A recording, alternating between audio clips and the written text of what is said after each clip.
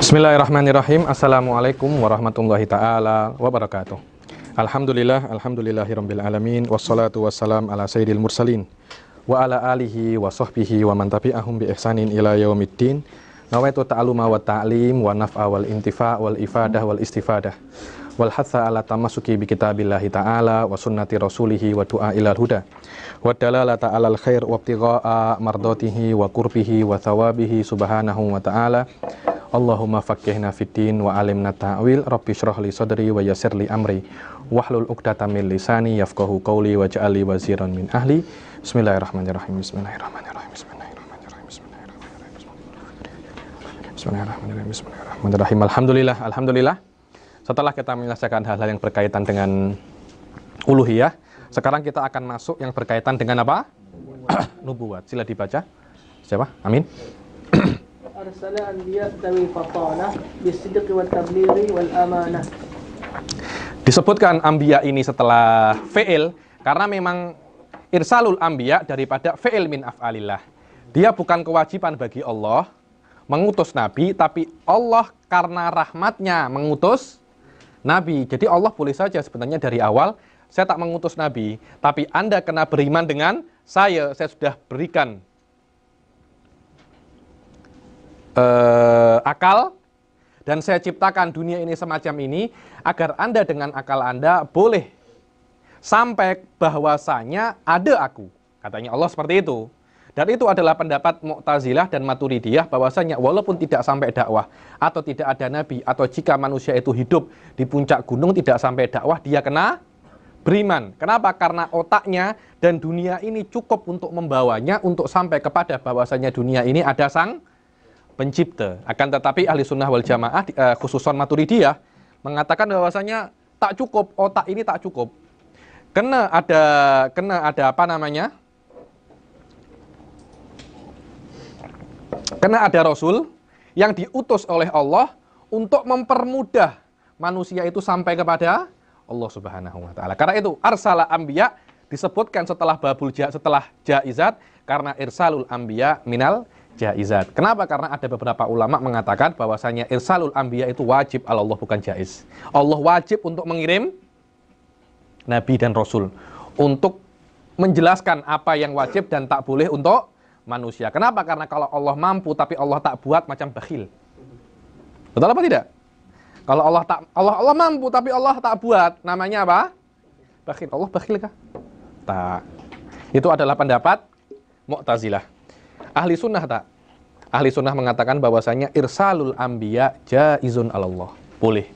Kalau memang Allah itu mengutus anbiya, mengutus nabi, karena Allah itu rahmatan untuk manusia, bukan karena kewajiban untuk Allah Subhanahu wa taala. Arsala anbiya dawi fatanah.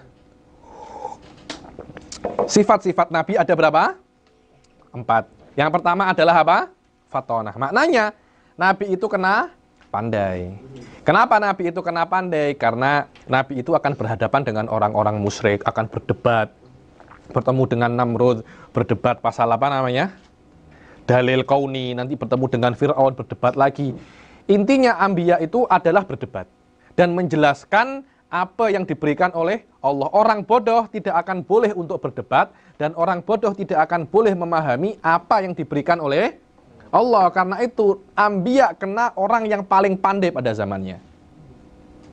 Dan anbiya adalah orang yang paling mulia pada zamannya.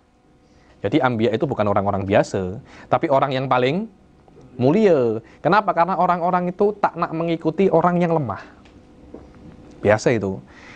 Islam itu kena kuat karena orang tak akan mau tunduk dengan agama yang lemah. Begitu pula anbiya itu orang yang paling mulia.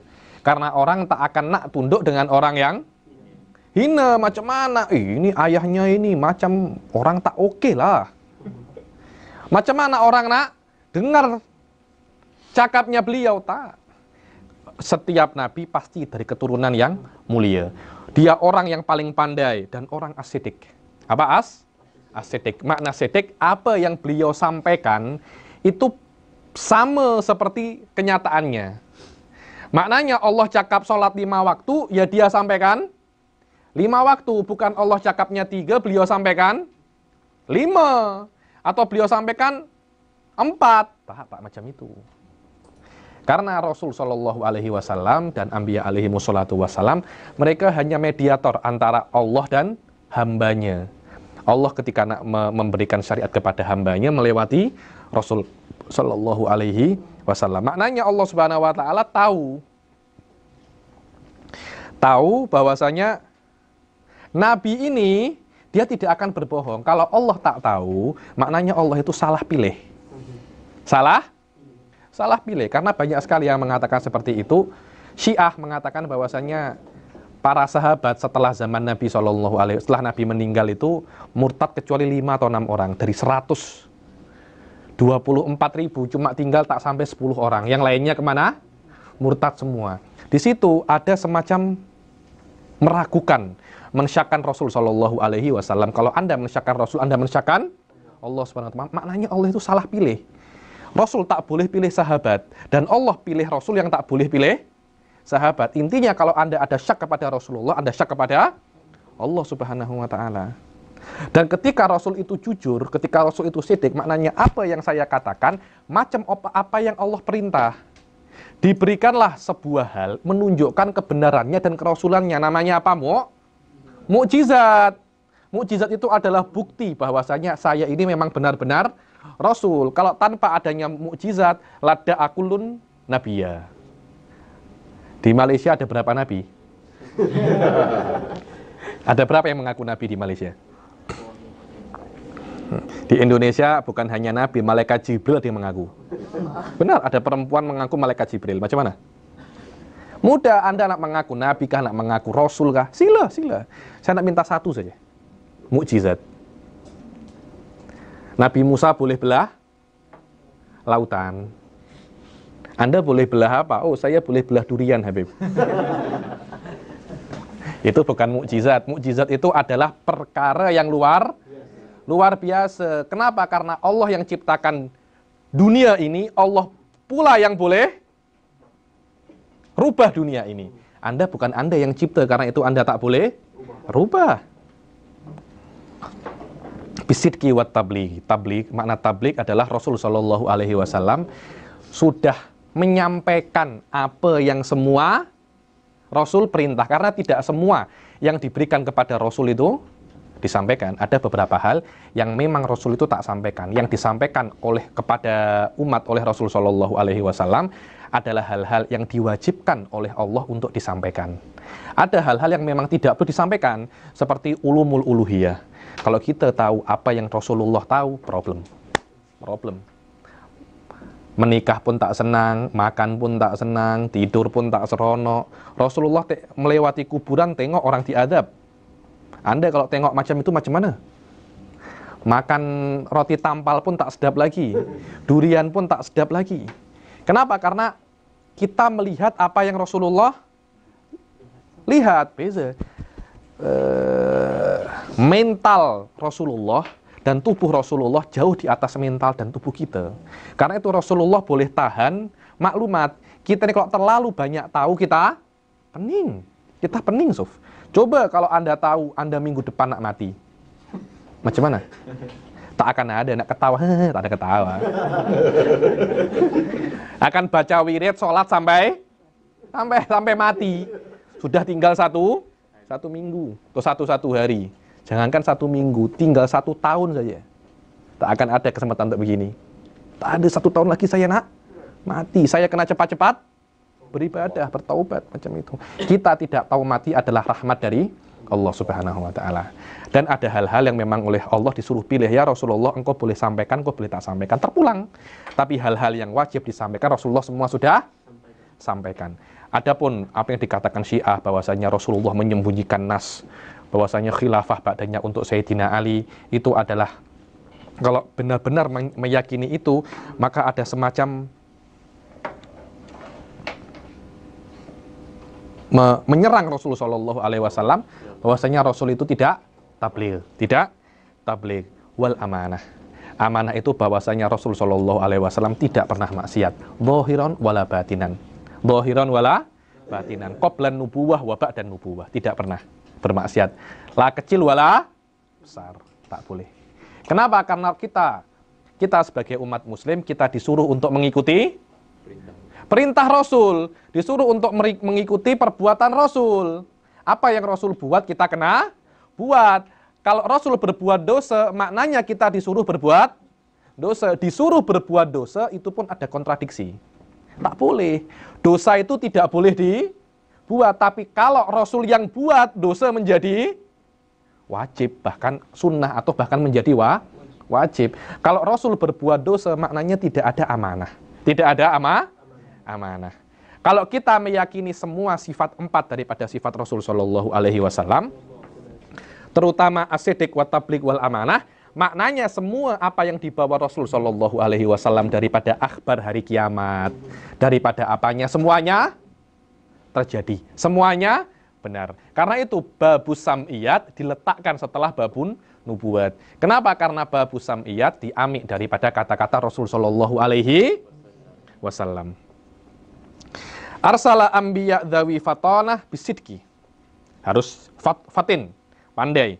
Harus sodik. Tabligh. Rasul Shallallahu Alaihi Wasallam sudah menyampaikan apa yang Allah suruh. Sampaikan, yang wajib disampaikan Rasul sudah sampaikan. Wal amanah.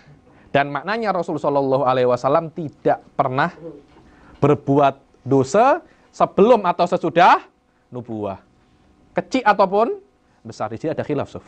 Beberapa orang dosa kecil boleh, tapi sebelum nubuah, Khawarij cakap kafir pun boleh, Nabi kafir pun boleh. Alamak, macam mana? Ada, mereka semua punya dalil masing-masing. Tapi pendapat terkuat ahli sunnah wal jamaah, Rasul Shallallahu Alaihi Wasallam tidak pernah berbuat dosa, dosa kecil ataupun dosa besar sebelum atau setelah nubuah.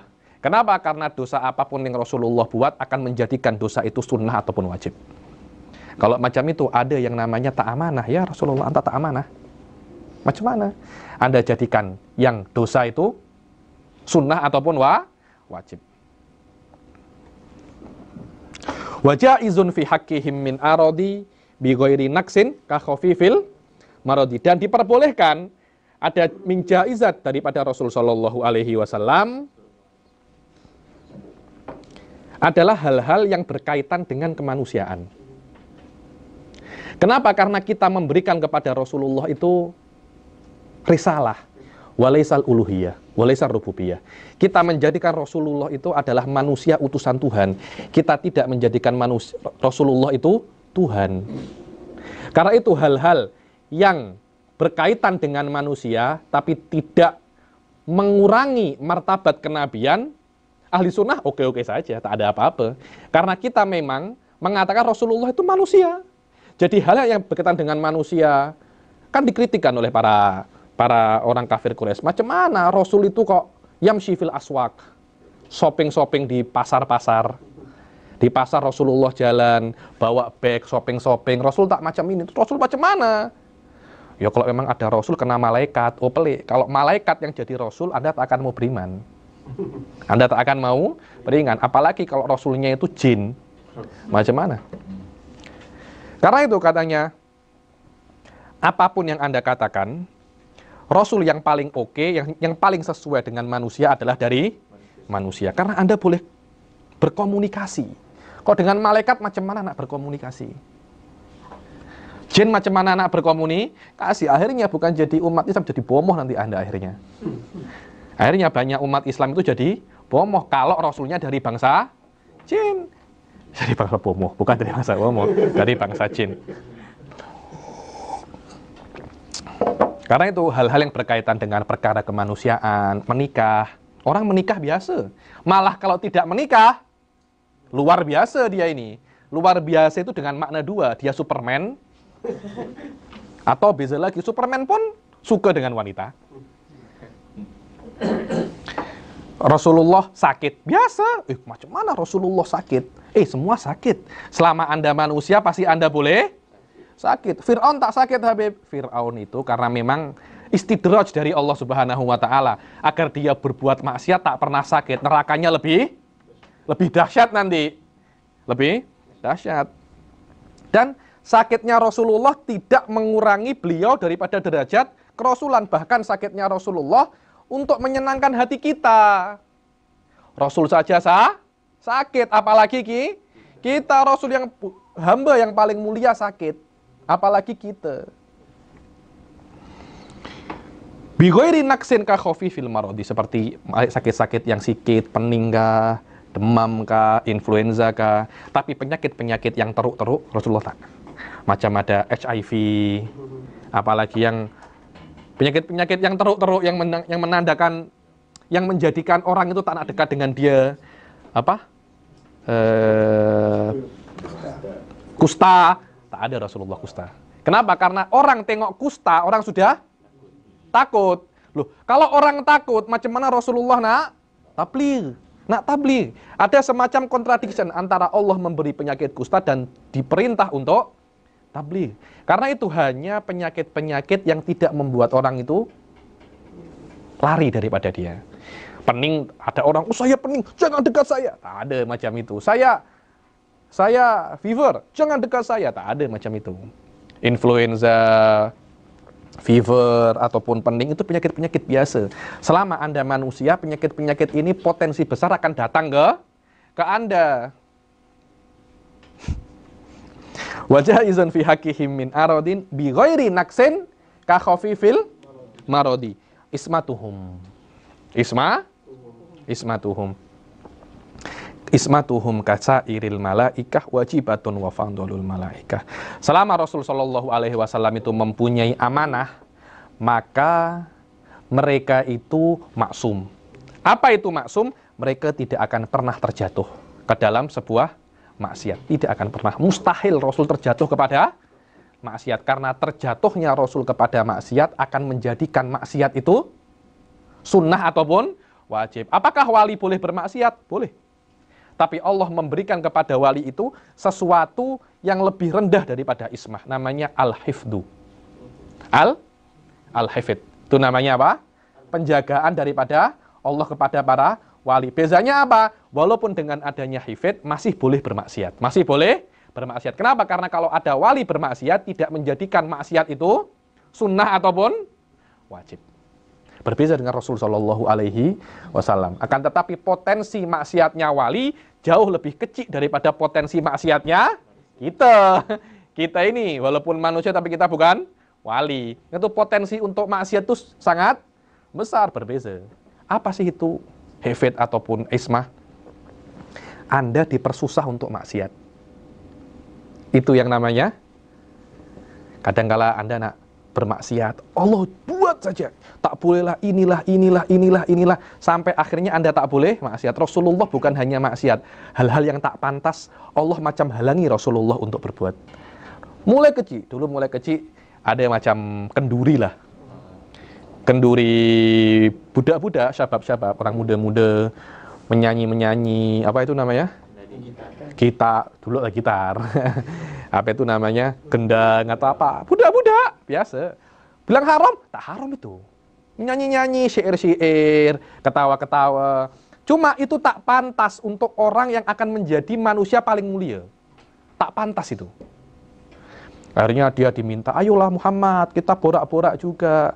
Saya busy lah, saya menggembala kambing. Saya menggembala kambing. Kambing pun bukan suatu yang biasa. Kambing itu adalah makhluk Allah yang paling susah, hewan yang paling susah untuk diatur. Benar. Ada kak sirkus pakai kambing? Ayo kambing itu yang api-api itu lompat. Tak ada. Karena itu Rasulullah disuruh gembala kambing dulu. Atur ini kambing. Kalau kambing boleh Anda atur, manusia pun boleh Anda atur insya Allah. Oke. Akhirnya ketika itu saya gembala kambing lah. Oke lah. Akhirnya sudah. Saya ada hamba sahaya. Saya suruh hamba sahaya Anda jaga kambing Anda. Berkali-kali kami ajak borak tak mau-mau. Sekarang ada alasan apa lagi? Oke lah, saya datang. Rasulullah datang. Nak datang sudah berjalan. Tapi Allah tak nak Rasulullah datang. Di tengah padang pasir. Di perjalanan nak datang majelis borak ini. Diberi rasa kantuk yang tak tertahan Rasulullah. Jadi mata itu macam apa? Saya punya kawan kalau sudah menyetir, mengantuk, matanya dia buat macam ini. Agar matanya Ya Allah, tertidur di padang pasir. Mengantuk itu raja. Kalau sudah datang tak boleh. Dimanapun mereka akan tidur, di kelas kah, di mall kah, di pawagam kah, dia akan tidur. Rasul di padang pasir tertidur. Tak sadar sampai esok harinya matahari sudah duha, terasa panas. Kok panas, ada apa? Saya tertidur. Kawan-kawannya marah, kenapa tak datang? Saya tertidur. Nah, buat apa? Bukan salah saya. Kalau saya tidur, itu salah saya. Tapi saya tertidur, bukan salah saya. Itulah yang namanya ismah. Maknanya Allah akan halangi. Anda ingin berbuat, tapi kalau Allah tak nak berbuat, itulah yang namanya ismah. Di dalam mazhab ahli sunnah wal jamaah, ismah hanya untuk dua hal. Nabi dan malaikat saja.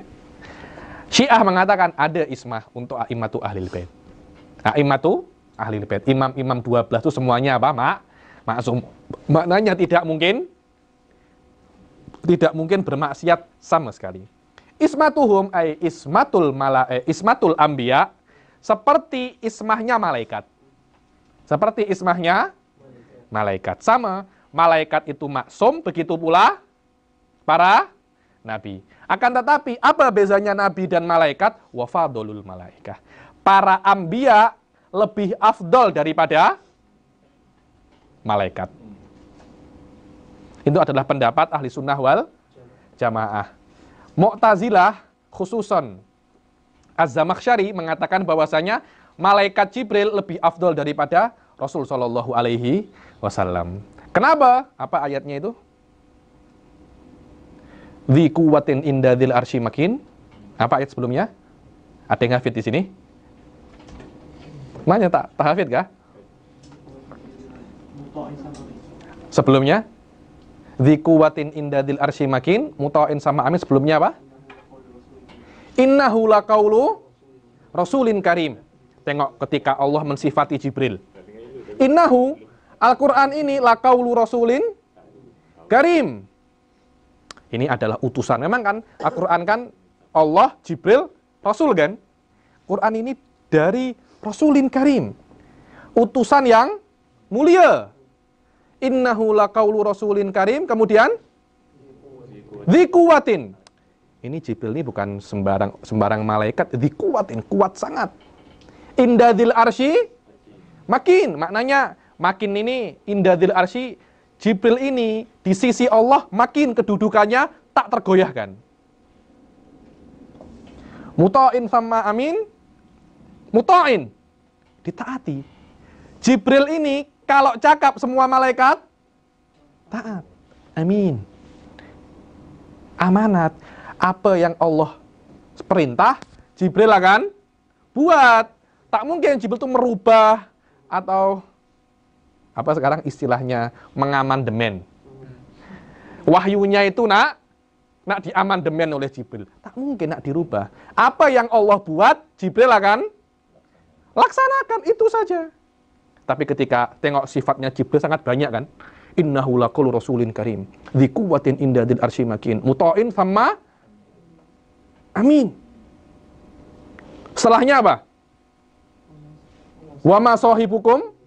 Ketika cakap tentang Rasul Shallallahu Alaihi Wasallam, wa ma sahibukum bimajnun. Teman kalian ini, yakni Muhammad, bukan orang gila. Macam itu saja. Macam terlampau apa? Ketika cakap soal Jibril dipuji-puji. Rasulin karim, dzi quwwatin inda dzil arsy makin, muta'in sama amin. Ketika cakap tentang Rasul, wa ma sahibukum bimajnun. Macam sifatnya kan terlampau jauh kan, terlampau jauh. Dari situ Zamakhsyari mengatakan bahwasanya malaikat Jibril lebih afdal daripada Rasul Shallallahu Alaihi Wasallam. Wa hadza qaulun syadz. Pendapat terkuat daripada ahli sunnah wal jamaah bahwasanya para nabi, terutama Rasul Shallallahu Alaihi Wasallam, afdalul khalaq alal itlaq. Makhluk yang paling mulia. Tak kisah malaikat, tak kisah aras, tak kisah apa. Rasul adalah makhluk yang paling yang paling mulia. Beberapa ulama mengatakan macam ini.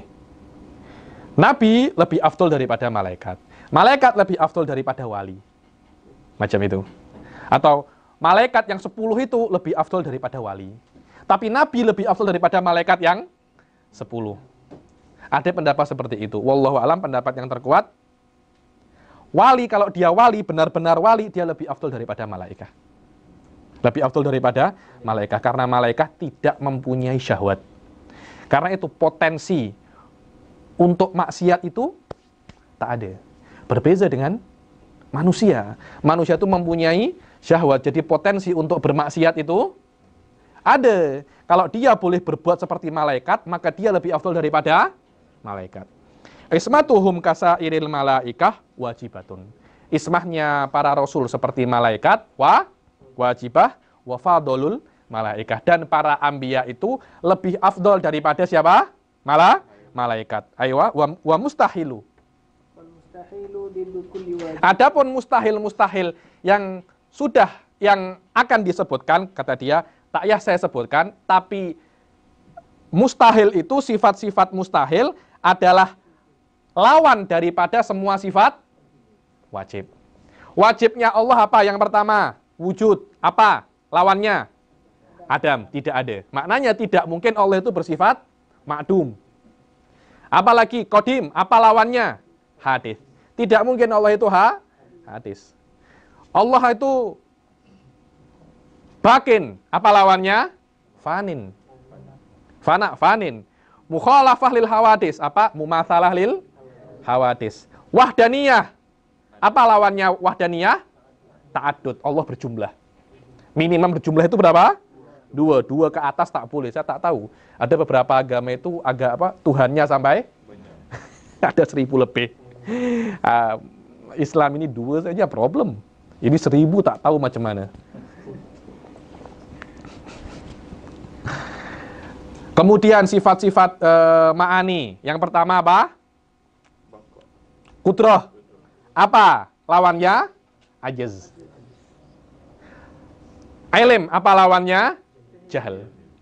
Iradah. Apa lawannya? Ikrah. Haya. Apa lawannya? Maut. Ikrah ini apa? Ikrah terpaksa. Kalau iradah itu Anda berbuat semau Anda. Kalau ikrah itu Anda berbuat karena orang lain paksa Anda. Anda tak mau. Cuma Anda kena berbuat karena ada push daripada orang lain. As-sama, apa lawannya? Somam. Allah itu tuli. Somam. Basar, apa lawannya? Omyun. Yang maknanya apa? Buta. Kalam, apa maknanya? Bakam, bisu. So, tengok. Sama nanti kaunuhu, abkam kaunuhu ini yang sifat maknawi. 20 wajib plus 20 mustahil jadinya berapa? 40 kan? Plus satunya? 1, apa? Jaizat. Apa yang boleh untuk Allah? Yang boleh untuk Allah adalah berbuat sesuatu yang mungkin atau tak berbuat. Fi'lu kulli mumkinin wa tarkuh. Itulah yang namanya jaizat. 41. Kemudian wajibat untuk Rasul berapa? Amanah, tabligh, siddiq dan fatonah. Tambah 4 berapa? Apa lawannya siddiq? Kidib. Rasul kalau jujur lawannya pasti khianat. Apa itu jujur? Perkataannya sesuai kenyataan. Itu namanya siddiq. Apa itu kidib? Perkataannya tak sesuai kenyataan. Itu namanya kidib. Amanah. Amanah itu adalah beliau tidak pernah berbuat maksiat. Khianah adalah lawan daripada amanah. Bahwasanya Rasul Shallallahu Alaihi Wasallam berkhianat dengan cara melakukan hal yang dosa beliau lakukan. Dan itu akan menjadikan sesuatu yang dosa itu apa? Sunnah ataupun wajib. Kemudian fatonah, Rasul itu menjadi bodoh. Tak boleh paham. Allah turunkan apa? Ya Rasulullah, saya tak paham. Ya Rasulullah. Ya Allah, saya tak paham. Alamak, bodoh sangat engkau ini. Kalau Anda mengatakan bahwasanya Rasul itu bodoh, Anda meragukan kualiti Allah. Maknanya tak mungkinlah Allah tak tahu kalau orang ini bodoh. Karena itu Anda ada syak kepada Rasul, Anda syak kepada Allah Subhanahu wa taala. Yang terakhir apa? Tabligh. Apa lawannya tabligh? Kitman. Anda menyembunyikan. Yakni Rasul menyembunyikan apa yang wajib disampaikan. Suf. Kalau apa yang tak wajib disampaikan tak apa-apa. Atau bahkan yang wajib untuk disembunyikan. Hal yang wajib untuk disembunyikan Rasulullah tak boleh beritahu. Kalau Rasulullah beritahu, hancur kita ini. Tak ada yang kuat. Tak ada yang kuat. 8 tambah 41 berapa? 49 kurang 1 apa? Jaiz bagi Rasulullah Shallallahu Alaihi Wasallam. Apa yang boleh bagi Rasul Shallallahu Alaihi Wasallam? Yaitu Rasul terkena dengan hal-hal yang berkaitan dengan basyariyah, dengan kemanusiaan. Rasul membeli, Rasul bekerja. Kenapa engkau bekerja ya Rasulullah? Minta kepada Allah saja akan turun. Itu untuk mengajarkan kepada engkau wahai Yohanes, agar Anda tak hanya berdoa, tapi Anda bekerja, berusaha. Jangan insya Allah berdoa. Jangan macam itu. Anda kena berusaha, kemudian tawakal. Jangan hanya tawakal tapi tak usaha. Rasulullah menikah. Kenapa Rasul menikah? Iya, untuk mengatakan kepada engkau bahwasanya menjadi rahib itu haram. Macam dulu orang-orang Kristen itu zaman dahulu menjadi patri, tak menikah. Beberapa orang dulu sebelum zamannya Rasul, telurnya 2 itu dikebiri. Macam banyak orang-orang sumu-sumu itu yang besar-besar. Karena memang telurnya itu dihilangkan. Akhirnya dia tak bisa menikah. Nanti orang yang tak bisa menikah itu akan berkhidmat di Masjidil Aqsa untuk atur perempuan-perempuan. Kenapa? Karena dia sudah tidak mempunyai syahwat. Dulu ada semacam itu. Rasulullah shopping, Rasulullah bekerja, Rasulullah menangis, Rasulullah senang. Semua hal-hal itu berkaitan dengan kemanusiaan. Selama hal-hal berkaitan dengan kemanusiaan dan tidak mengurangi derajat daripada kenabian, maka Rasulullah boleh. Itulah 50 daripada hal yang wajib kita ketahui sebagai umat Islam. Sila tafsilu wal mustahilu tidukul liwajibin fahfat li khamsina bihukmin wajibi. Yakni hafalkanlah 50, yang mana 50 itu wajib Anda hafal. Kalau Anda hafal 50 ini sebagai orang awam, Anda terlepas daripada dosa. Tapi kalau Anda tak hafal 50 ini, maka setiap detik meteran dosa akan terus berjalan. Bayangkan kalau ada orang baru umur 60 tahun baru tahu pasal ini. Dosanya berapa? Allah akan tanya, loh, saya tak tahu Allah. Kenapa tak cari tahu? Bukankah di samping-samping Anda itu banyak ustadz?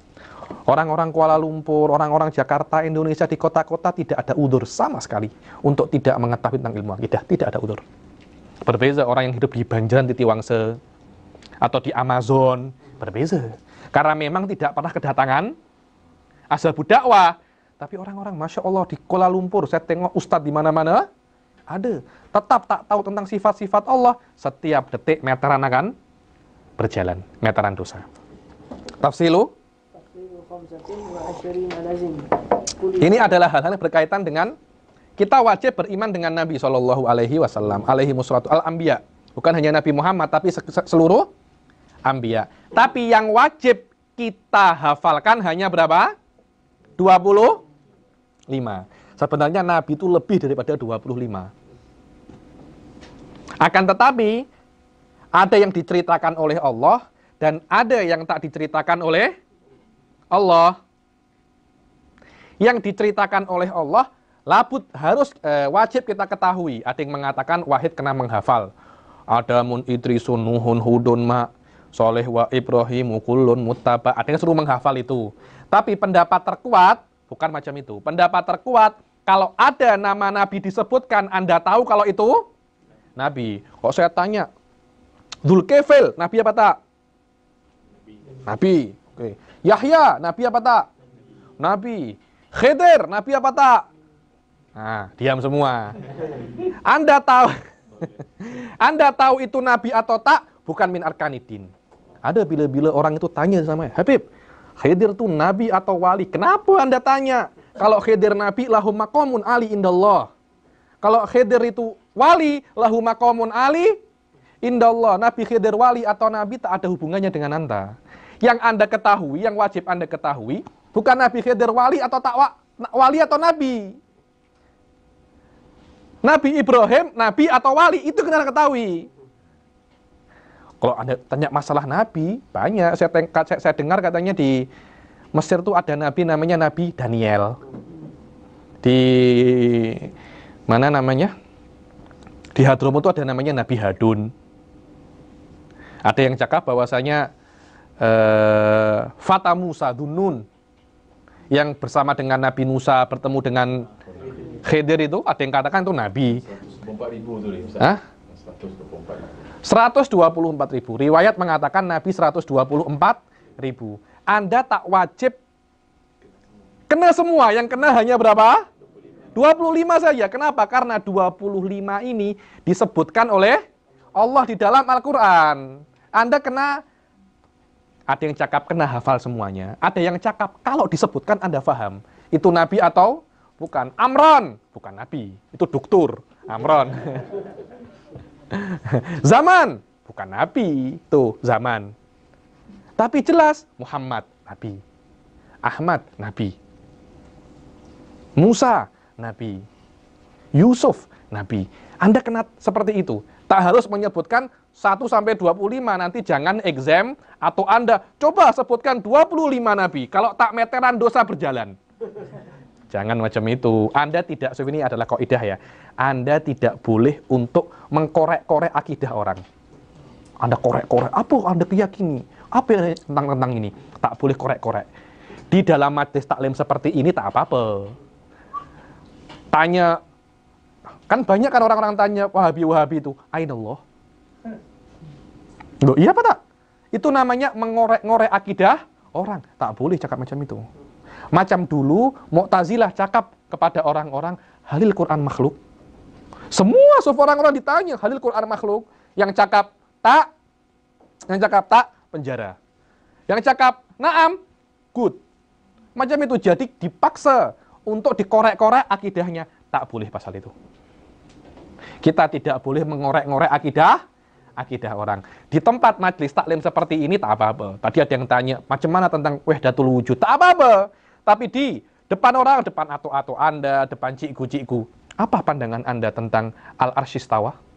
Innallah al-arsyis tawa. Apa pandangan Anda tentang yadullah fauqa aydihim? Jangan macam itu, karena itu adalah mengorek-ngorek akidah orang. Tidak boleh mengorek-ngorek akidah orang.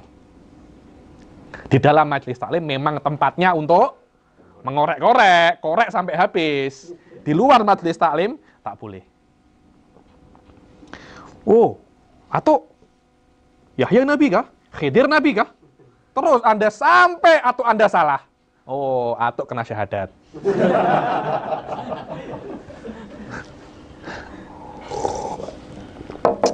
Tafsilu sila. Kullu mukallafin, setiap 50. Untuk mentafsirkan 25 nabi itu wajib bagi kullu mukallaf. Oke? Hum Adam, Idris, Nuhun, Hud, siapa mereka itu? Nabi Adam, Nabi Idris, Nabi Nuh, Nabi Hud. Ayo. Salih wa Ibrahim kullu muttaba. Nabi Soleh dan Nabi Ibrahim kullun muttaba. Kemudian Lutun wa Ismailu Ishaqu kadza. Lut, Ismail, Ishak. Kada, ayo. Yaqubu Yusufun wa Ayyubu kadza. Wa Ayyubuh tada, macam itu. Nabi Yakub, Nabi Yusuf, Nabi Ayub. Kemudian Syu'aibu Harunu wa Musa wal Yasa. Zulkifli Dawudu Sulaimanu taba. Syuaib, Harun, Musa, wal Yasa, Dzulkifl. Dawud, Sulaiman, ayo. Ilyas, Yunus, Zakaria, Yahya, Isa wa Taha, Fatimun Da'ghaya. Ilyas wa Yunus, Zakaria, Yahya, Isa wa Toha. Toha ini adalah nama lain daripada Rasul sallallahu alaihi wasallam. Toha khatimun. Khatimur Rasul, khatimul anbiya. Da'ghaya. Jangan engkau ragu lagi, tinggalkan keraguan bahwasanya Rasul sallallahu alaihi wasallam adalah khatimun anbiya. Sekarang banyak ada namanya Ahmadiyah mengatakan setelah Rasul masih ada Nabi kan? Banyak, bukan hanya Mirza Ghulam Ahmad. Di Indonesia ada 50 atau 20 nabi itu saya tak tahu. Semuanya mengaku nabi. Banyak, benar, banyak mengaku nabi. Saya mungkin di Malaysia pun ada macam itu. Saya tanya di Jordan pun ada. Mudah. Kalau memang Anda nak mengaku nabi, mudah. Yang susah itu membuktikan kenabian Anda. Buktikan. Anda kena punya mukjizat. Kalau Anda punya mukjizat, ahlan wa sahlan. Ahlan wa sahlan. Oh, Dajjal Habib punya sesuatu yang luar biasa yang saya tahu. Dajjal mengaku Tuhan. Dajjal mengaku Tuhan. Jadi saya adalah Tuhan, kemudian melakukan hal-hal yang luar biasa. Ahli sunnah mengatakan Tuhan itu tidak mujassam, tidak mempunyai jisim, tidak mempunyai tangan, tidak bentuknya macam ini. Karena itu, Tuhan itu tidak mempunyai bentuk. Tuhan tidak mempunyai tangan, Tuhan tidak mempunyai mata, dan Tuhan tidak ada di dalam bumi ini. Maksudnya dia tidak kecil macam Anda. Tuhan itu adalah Allahu Akbar. Orang yang meyakini Dajjal itu Tuhan adalah orang yang meyakini bahwasanya Tuhan itu punya tangan, Tuhan itu punya kaki. Dibilang ini adalah hakikatul tajassim. Dibilang mujassimah, sekarang ini salafiyah, mungkin adalah orang yang paling banyak akan termakan fitnahnya Dajjal. Kenapa? Karena mereka percaya bahwasanya Tuhan itu jisim. Ahli sunnah dari awal, Tuhan itu bukan jisim. Karena itu, walaupun Anda buat mukjizat macam apa, karena yang namanya Tuhan tidak bisa dibuktikan dengan mukjizat. Yang bisa dibuktikan dengan mukjizat adalah kerasulan ataupun kenabian. Ketuhanan dibuktikan dengan dalilun akli saja. Tidak bisa dibuktikan dengan mukjizat. Walaupun Anda buat 1000 mukjizat dan Anda cakap saya adalah Tuhan, no. Karena mukjizat hanya membuktikan apa? Kerasulan, bukan ketuhanan. Khatimun da ghayya alaihi musallatu wassalamu wa alihim madamatil ala ayyamu. Kemudian wal malaku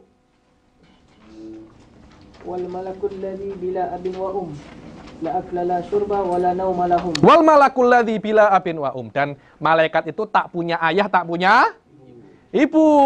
Ya, diciptakan oleh Allah macam itu. Macam Allah boleh menciptakan Adam tanpa ayah dan ibu, Allah juga boleh menciptakan malaikat. Kenapa? Apakah menciptakan seseorang atau sesuatu harus daripada ayah dan ibu? Tak. Karena itu Allah menciptakan manusia, Allah menciptakan malaikat. Dulu Allah menciptakan setan daripada api, bukan dari ayah dan ibu. Oke, wal malakul ladzi. Malak ya, bukan malik. Kalau malik itu maknanya apa? Raja. Wal malakul ladzi bila abin wa la akla la syurba. Malaikat itu tak makan dan tak minum. Wala naumalahum, tak tidur. Memang kekuatannya seperti itu.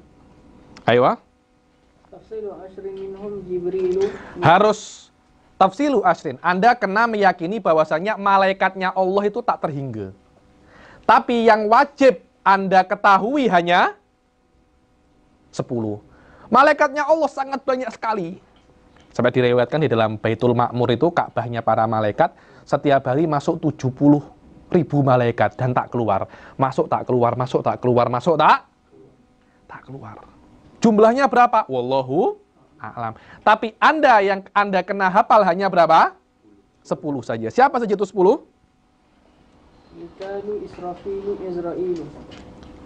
Tafsilu asrin minhumu Jibrilu. Yang pertama adalah Jibril. Kemudian Mikal. Bilang Mikailu. Azrail. Semuanya sudah ma'ruf ini. Cuma ada yang mengatakan bahwasanya Israel itu bukan malaikat, akan tetapi kelompok daripada malaikat. Kelompok malaikat pencabut nyawa itu namanya kelompok Israel. Malaikatnya itu banyak. Bukan satu Israel itu. Banyak. Setiap satu orang ada satu malaikat. Yang tugasnya mencabut nyawa namanya golongan apa? Israel. Ada lagi pendapat mengatakan malaikat Israel itu cuma satu. Tapi jari-jarinya banyak. Jarinya ada di setiap manusia. Itu tak wajib Anda yakini.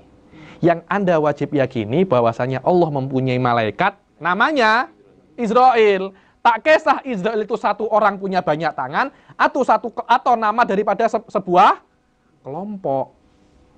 Sama Mikael pun macam itu, Mungkar dan Atid pun macam itu. Oh, di sini ada Mungkar, ada Rokib dan Atid. Di tempat Anda ada siapa? Kalau sini Rokib dan Atid, situ siapa? Rokub dan Atut kah? Tak. Banyak ulama mengatakan bahwasanya Rokib dan Atid itu adalah nama kelompok malaikat yang menulis amal perbuatan. Selama dia menulis amal perbuatan namanya Rokib dan Atid. Bukan satu duduk di sini sampai kawan-kawan saya itu cakap kalau pukul ini dosa. Kenapa? Anda pukul malaikat katanya. Anda pukul malaikat. Alamak saya bilang.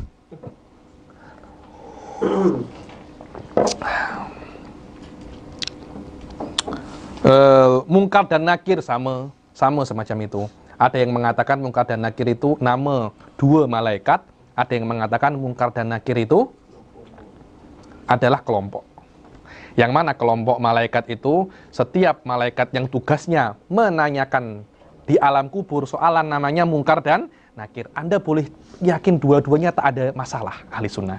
Yang penting Anda kena percaya ada malaikat namanya apa? Mungkar dan Nakir. Mungkarun nakirun warokibun kada atidun malikun. Sama, malaikat Malik adalah penjaga neraka. Penjaga neraka ada berapa? Satu kah?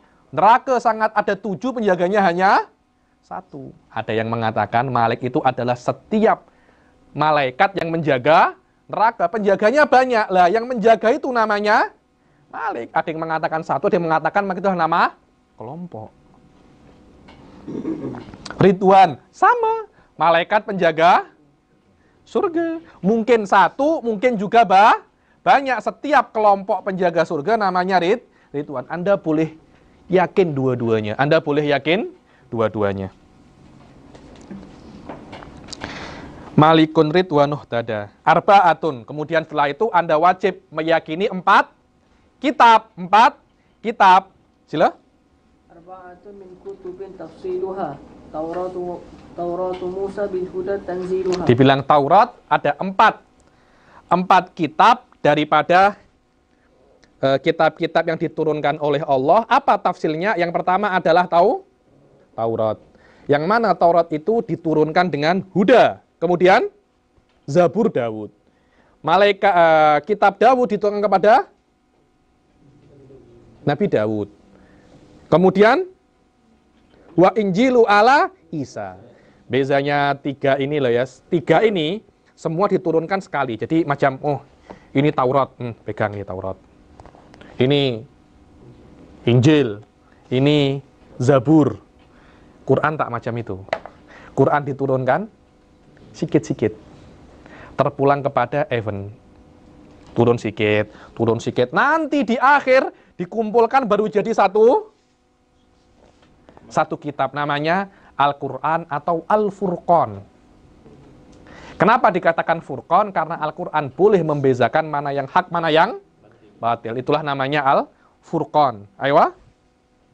Wa furqanu ala khairil mala. Dan kitab Al-Furqan, kitab Al-Quran diturunkan kepada makhluk manusia yang paling mulia. Ayo.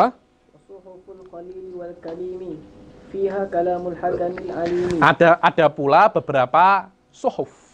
Suhuf itu jamak daripada sohifah. Sohifah itu adalah macam lempengan daripada batu ataupun kertas ataupun kayu. Dulu kan tak ada kertas macam ini kan tak ada kan. Dari batu ataupun dari kayu ditulis. Itu namanya sohifah. Dan diturunkan ada beberapa sohifah kepada syith. Tapi yang paling famous yang ada dalam Al-Quran, Suhufu Ibrahimah wa Musa. Yang mana Nabi Ibrahim tidak diturunkan suhuf. Begitu pula Nabi Musa selain diturunkan Taurat, diturunkan suhuf. Sila. Kullu ma ata bihi ar-rasulu fa haqquhu at-taslimu wal qabul. Dan apapun yang dibawa oleh Rasul Shallallahu Alaihi Wasallam, siapapun itu, selama Anda mengatakan bahwasanya Rasul itu sodik, tabligh, amanah, Anda kena meyakini apapun yang dibawa oleh Rasul Shallallahu Alaihi Wasallam. Selama hal itu mungkin. Selama hal itu mungkin. Kalau hal itu tak mungkin, tak. Tiba-tiba ada Rasul cakap, saya membawa ajaran apa? 1 ditambah 1 sama dengan 3. Nah, itu tak boleh Anda percayai. Karena 1 ditambah 1 sama dengan 3 bukan mungkin.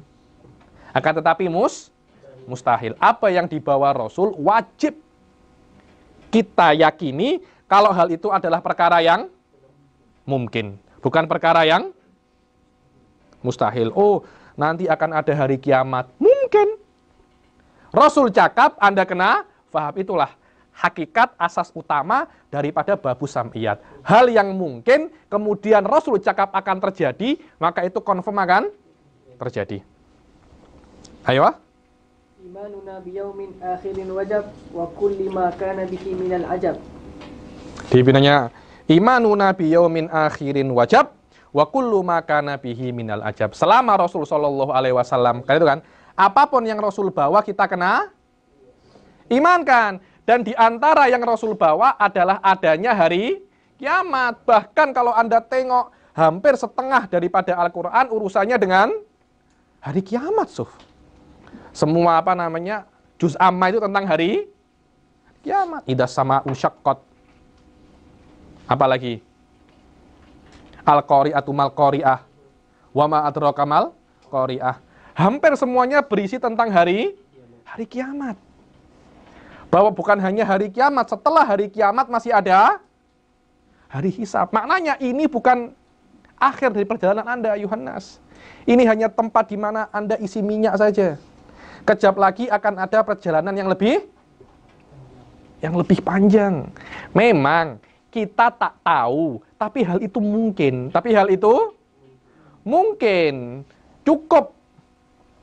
Cukup hal itu mungkin dan Anda tahu kalau itu Rasul, Anda kena percaya, wajib. Bahkan orang yang tak percaya tentang hari kiamat, boleh kita katakan dia itu kafir. Dan itu karena itu banyak sekali orang-orang mengingkari tentang hari kiamat. Tahu dari mana ada surga dan neraka, macam bomoh saja. Banyak orang tak macam itu, Suf. Coba tunjukkan saya surga dan neraka. Coba mati dulu. Nanti Anda baru tampak mana surga, mana neraka. Yang boleh tengok surga dan neraka dalam keadaan hidup hanya Rasul Shallallahu Alaihi Wasallam. Isra dan Mi'raj pulang dalam keadaan selamat. Anda tengok surga dan neraka, tengok saja mati Anda. Tengok neraka macam itu. Imanuna biyaumin akhirin wajab. Masalah al-iman biyaumil akhir diletak setelah babun nubuat karena hari kiamat kita hanya mengetahuinya melewati lisan Rasul Shallallahu Alaihi Wasallam. Karena itu kita kena membuktikan sidkur Rasul, baru kita tahu kebenaran tentang hari kiamat. Karena hal itu tidak bisa masuk akal. Maksudnya akal tidak bisa iya atau tidak bisa. Akal akan sampai ke conclusion ini mungkin saja. Yakni makna mungkin iya dan tidaknya 50-50. Tapi Rasul cakap akan terjadi, akhirnya Anda kena percaya. Kalau Anda tak percaya, Anda problem. Problem. Khotimatun fi dzikri baqil wajibi mimma ala mukallafin min wajibi. Dibilang imanuna biyaumin akhir adalah khotimah daripada hal-hal yang wajib terhadap apa yang wajib kita ketahui. Sekarang Musannaf akan menjelaskan tentang hal-hal yang berkaitan tentang Rasul Shallallahu Alaihi Wasallam agar kita mengetahui hal yang lebih banyak tentang Rasul Shallallahu Alaihi Wasallam. Jadi bukan cuma artis yang kita ketahui. Tengok siapa itu Naruto, oh tahu saya. Apa itu One Piece, tahu. Ini Kaido pula tahu. Coba tentang Rasul. Tak tahu siapa istrinya, bila menikah, anaknya berapa, tinggal di mana, meninggal di mana. Tak ada yang tahu, atau sedikit yang tahu, aib lah. Karena itu, kenapa akidah ini disukai oleh para habaib, akidatul awam ini? Karena di sini disebutkan tentang biografi Rasul Shallallahu Alaihi Wasallam. Bukan cuma tentang akidah saja, tapi apa yang kena kita ketahui tentang Rasul Shallallahu Alaihi Wasallam. Sila. Nabiyuna Muhammadun qad ursila lil alamina rahmatan wa fuddila. Sof tengok. Nabiyuna Muhammadun qad ursila. Nabi kita Muhammad itu sudah diutus lil alamin, untuk alamin. Di sini alamin di sini adalah manusia dan jin. Maknanya Rasul itu diutus juga untuk bangsa jin. Cakap, apakah untuk bangsa malaikat? Ada yang cakap iya, ada yang cakap tak. Syekh Nawawi Al-Bantani ini, Sohib Nuruddaulah, mengatakan bahwasanya memang diutus ke malaikat, tapi untuk memuliakan malaikat, bukan untuk menyuruh malaikat sholat. Bagaimana untuk memuliakan malaikat? Dengan diutusnya Nabi, malaikat boleh kita cakap umatnya Nabi Muhammad Shallallahu Alaihi Wasallam. Tapi mereka tidak mempunyai kewajiban sholat 5 waktu sama seperti manusia. Lil alamina rahmatan wa fuddila. Dibilang pengutusan Rasul kepada alam semesta ini adalah rahmat. Adalah apa? Rahmat. Allah tidak wajib untuk mengutus para Rasul. Maknanya mengutusnya Rasul kepada manusia itu adalah pure rahmat daripada Allah Subhanahu Wa Taala. Karena itu rahmat, Anda kena bersyukur. Alhamdulillah Allah utus Rasul Shallallahu Alaihi Wasallam. Coba Allah tak utus Rasul, Allah utus Donald Trump, pelik kita. Kemudian mulai disebutkan Abuhu Abdullah Abdul Muttalib wa Hashimun Abdul Manafin yantasib. Dibilang siapa ayahnya Rasul Shallallahu Alaihi Wasallam? Abdullah, kan? Muhammad bin Abdullah bin Abdul Muttalib bin Hashim bin Abdi Manaf. Sampai cukup sini. Kalau Anda nak lebih tahu lagi, ada sampai bin Adnan. Kalau Anda nak lebih tahu lagi, di kitab Sirah Ibn Hisham sampai Nabi Adam. Benar, sampai Nabi Adam. Tapi Rasul Shallallahu Alaihi Wasallam cakap sampai Adnan ini kadiban nasabun.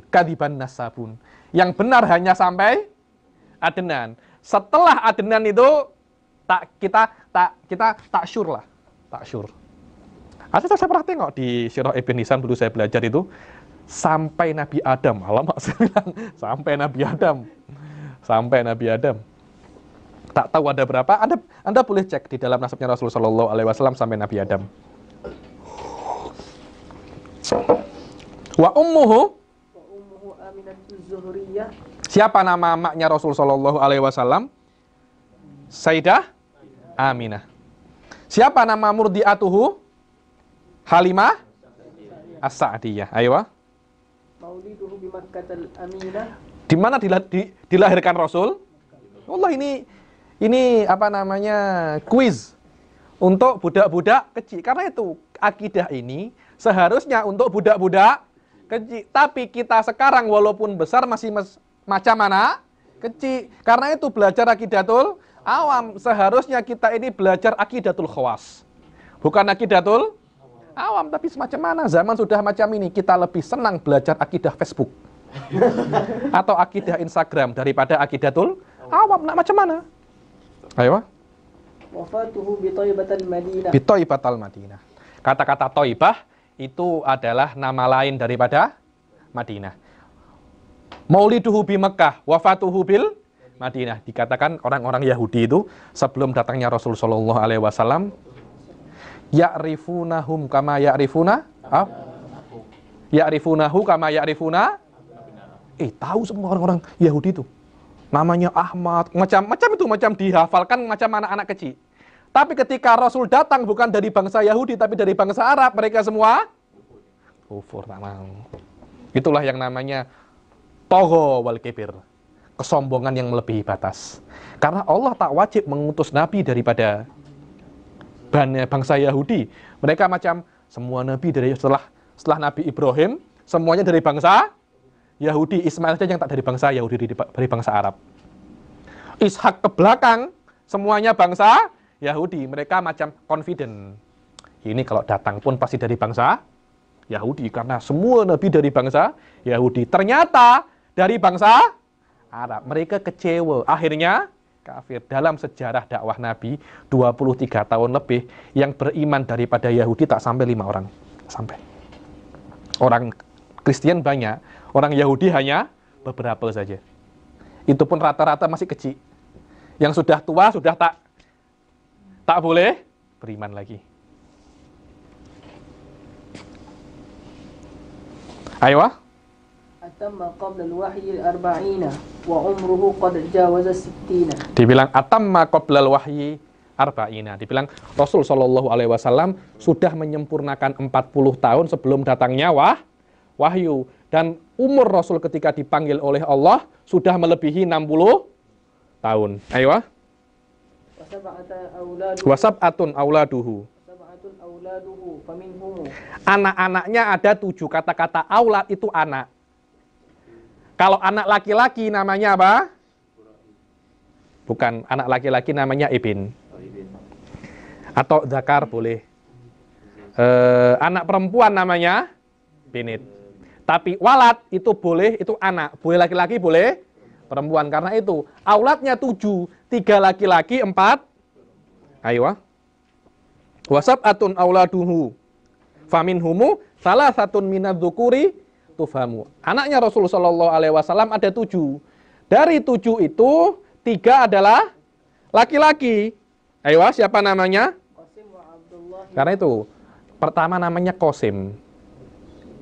Ada beberapa ulama mengatakan haram memberi nama Abul Qasim. Karena itu hanya khusus untuk Rasul Shallallahu Alaihi Wasallam. Tapi itu pendapat yang lemah. Karena Imam Rafi'i namanya Abu Qasim. Abu Qasim. Wa Abdullah. Wa huwa thayyibu wa tahirun bidzaini dza yulaqabu. Dibilang Abdullah itu digelari thayyib dan thahir. Abdullah tapi gelarnya at-thayyib dan at-thahir. Dibilang Abdullah itu mempunyai 2 gelar. Kemudian Ibrahimu min suriyah. Min sariyah. Dibilang kemudian Rasul mempunyai anak namanya Ibrahim. Dan anak itu lahir daripada istrinya Rasul namanya Maryah al-Qibtiyah. Dan mana seorang sariyah. Sariyah itu adalah hadiah tahanan perang kepada Rasul Shallallahu Alaihi Wasallam. Sekarang masih ada Sof di dalam Mesir namanya Kristen Koptik. Ini Kibit ini Akbot. Ada kan yang telah di Mesir? Ada saat zaman Kristen Koptik ini. Dari sini Maryah Qibtiyah ini. Maryah Qibtiyah. Kemudian Ibrahim min Khadijah. Sitatun faqud bihim walijah. Oke.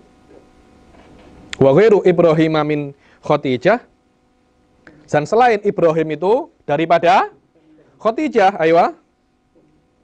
7 dikurangi 1 berapa? 6 kan? 6 selain daripada Khadijah. Fakhud bihim. Amik 6 itu siapa saja? Ayo. Arbaun. Dibilang 4 daripada perempuan. Ridwanu rabbi lil jami'i tudkaru. Semoga Allah memberi rahmat dan ridho kepada 4 orang sebutkan ini. Fatimah. Fatimatu Zahra'u ba'luha Ali. Wabnahuma sultani fadluhum jari. Fatimatu Zahra, anaknya Rasul Shallallahu Alaihi Wasallam. Ba'luha ini zaujuha. Ini bahasa Arab ini. Ba'al ini maknanya apa? Suaminya. Maknanya siapa suami Sayyidah Fatimah? Ali bin Abi Thalib. Wabnuhuma, dan anak daripada keduanya Sibton. Ma'ruf. Sibton ini adalah cucu daripada anak perempuan, namanya Sibit. Kalau cucu dari anak laki-laki namanya Hafid. Namanya apa? Hafid. Karena itu, karena Sayyidina Hasan dan Husain cucu daripada Sayyidah Fatimah dikatakan apa? Sibit. Sibit adalah cucu daripada anak perempuan. Dan fadilah daripada Hasan dan Husain jali, wadih ya, ini wadih jiddan. Banyak hadis-hadis mengatakan tentang fadilah Sayyidina Hasan dan Sayyidina Husain, karena terlampau banyak fadilahnya sampai orang-orang Syiah mengatakan 2 orang ini maksum, macam Nabi Shallallahu Alaihi Wasallam. Ayo. Zainabun wa وبعدها رقية. Kemudian setelah Sayyidah Fatimah, anaknya adalah Fazainabun. Maknanya lahirnya. Yang pertama lahir adalah Sayyidah Fatimah. Yang kedua adalah Zainab. Setelahnya adalah Ruqayyah. Kemudian Ummu Kulthum. Ummu Kulthum zakat Rodiyah. Ayo. Ini adalah kan 7. Yang 6 daripada Khadijah, yang 1 daripada Maria Al-Qibtiyah. Yang laki-laki tak ada yang hidup. Dan itu adalah hikmah. Dibilang bayangkan, yang hidup, yang punya keturunan saja perempuan, yaitu Sayyidah Fatimah, Syiah macam itu. Coba Ibrahim hidup. Macam mana? Bukan hanya orang tabaruk, disembah mungkin itu. Anda tak pernah tengok ya kalau pas haji itu di tempat, mana itu namanya? Di Madinah itu apa namanya? Bukan. Tempat kuburannya itu. Di Baqi itu. Saya tengok, saya haji tahun 2012 itu. Syiah di situ banyak buat macam-macam lah. Dijaga oleh para penjaganya. Mereka boleh sembah itu. Itu anak perempuan. Macam mana kalau yang hidup? Anak laki-laki.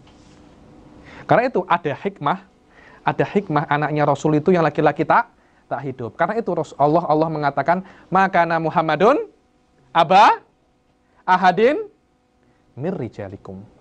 Bukan Nabi Muhammad itu ayah salah satu daripada laki-laki kalian. Karena itu Rasulullah tidak mempunyai anak laki-laki. Karena ada hikmahnya. Ada para ulama itu, orang-orang kafir Quraisy itu macam komplain lah pada mengejek Rasulullah. Inna syani'aka huwal abtar. Dibilang Rasulullah itu abtar. Karena tak punya anak laki-laki. Allah marah. Inna syani'aka huwal abtar. Yang ejek engkau, dia yang abtar. Benar, dia tak punya anak. Karena ejek Rasulullah SAW, abtar. Rasulullah walaupun punya anak perempuan, yaitu Sayyidah Fatimah, tapi oleh Allah diberikan khususiyah. Anakmu daripada Sayyidah Fatimah, macam anak daripada laki-laki. Khusus Sayyidah Fatimah. Ayo. Ini Niswatin, dan Rasul Shallallahu Alaihi Wasallam meninggal dan istrinya ada berapa? 9. Oh, seronok ya. 9. Kita cuma boleh menikah berapa? 4. Ini adalah pendapat. Ini ijma, Anda tak boleh menikah lebih daripada 4. Ada pendapatnya Asy-Syaukani mengatakan bahwasanya orang itu boleh menikah sampai 18. Alamak, macam mana? Iya. Fangkihu Mathna itu bukan 2, tapi 22. Macam itu. Udkhulu mathna. Jadi kalau masuk jangan 1-1, tapi 2-2. Berdua. Thulatha, 3-3. Arba'ah, ruba, 4-4. 2-2 berapa? 3-3. 6. 6 tambah 4? 4-4. 10 tambah 8? 18. Fankihu ma tawabalakum minan nisa'i. Nikahi siapapun yang engkau mau daripada wanita. 2-2, 3-3, 4-4. Jadi Anda boleh menikah berapa? 18. Ini adalah pendapat yang syadz, tidak dihiraukan oleh para ulama. Kecuali zaman sekarang ini yang zaman aneh, saya bilang. Bahwasanya ulama-ulama macam Syaukani yang tidak sehebat Sa'duddin Tiftazani, Ar-Razi, pendapatnya lebih di blow up daripada ulama-ulama yang hebat. Tidak boleh menikah lebih daripada 4 adalah ijma. Maknanya Anda ketika ada ijma, Anda harus kena hati-hati. Wajib kena hati-hati, tidak boleh melanggar ijma. Anda melanggar, dosa bid'ah. Bid'ah. Yang boleh menikah lebih daripada 4 hanya Rasul Shallallahu Alaihi Wasallam. Wallah ya, Rasul ini macam mana syahwatnya besar. Menikahnya lebih daripada 4. Hanya nak seronok saja. Orang itu hanya tengok jumlah. Orang tak tengok hikmah. Ada beberapa research mengatakan bahwasanya 9 ini adalah possibility daripada semua macam wanita. Salah satunya ada dara, ada. Janda tak punya anak? Ada. Janda punya anak? Ada. Janda punya anak suaminya mati? Ada. Janda punya anak dicerai suaminya? Ada. Hamba sahaya? Ada.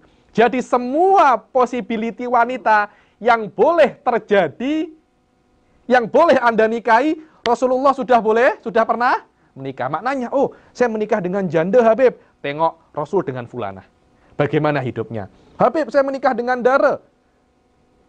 Tengok bagaimana hidup Rasulullah dan Sayyidah Aisyah. Itu namanya Anda tengok sirah daripada hikmah. Bukan tengok sirah daripada jumlah. Wah, Habib, ini umurnya 9 tahun. Anda kira 9 tahun orang Arab macam 9 tahun orang Melayu kah? Orang Arab 9 tahun seram. Ayuhal asab. Besar. Alamak, besar sangat ini. Mungkin lebih besar daripada Anda, amin. Iya kan? Besar, Suf. Orang-orang kita makan nasi lemak. Kita makan nasi pecal, tempe penyet, mereka makan gandum. Gandum makan besar-besar tinggi, setengah kilo mereka makan sendiri. Perempuan-perempuan macam itu. Anda mungkin kalau mereka marah, Anda nak diangkat. Dulu ada kawan saya menikah dengan orang kecil ya nih. Nak coba-coba saya nak menikah dengan wanita Hadramut sana. Akhirnya orang Hadramut itu ketika bukan marah, istilahnya hal yang dibilang cantik. Kalau kita kan orang-orang Nusantara, cantik itu yang tinggi, putih. Orang-orang Arab tak macam itu. Gemuk. Gemuk itu cantik, kurus-kurus itu tak cantik. Ini kurang gizi, ini sakit. Ini kena makan. Macam itu. Hitam mengkilap. Sekiranya terkena matahari, silau. Itu namanya cantik. Akhirnya dia cakap ke maknya, "Mak, saya nak menikah dengan orang Badui." "Oh, enggak Badui. Saya pilihkan yang paling cantik, diberi yang besar hitam." Yang besar hitam. Alamak, ini cantik, saya takut. Akhirnya dia tengok ada apa namanya? Ada kambing. Ini kambing kalau saya sembelih enak. Kita buat apa namanya? Kita buat masak, kita buat sate. Dia pergi ke office, balik-balik kambingnya sudah selesai, sudah disembelih, sudah dimasak. Siapa yang menyembelih? Saya. Istrinya menyembelih. Esoknya dia minta cerai. Saya tak kuat dengan wanita ini. Kambing saja dia boleh sembelih. Esok-esok dia marah dengan saya. Loh, itulah sosok daripada wanita Arab. Nah itu jangan coba-coba tengok orang-orang macam itu. Anda boleh jadi grill nanti. Memang subhanallah semua orang punya hal masing-masing. Wanita Arab tak macam wanita Nusantara. Mereka besar-besar, mereka ini. Oh, Rasulullah menikah dengan Sayyidah Aisyah umur 9 tahun. Iya, Anda tengok 9 tahun orang Anda.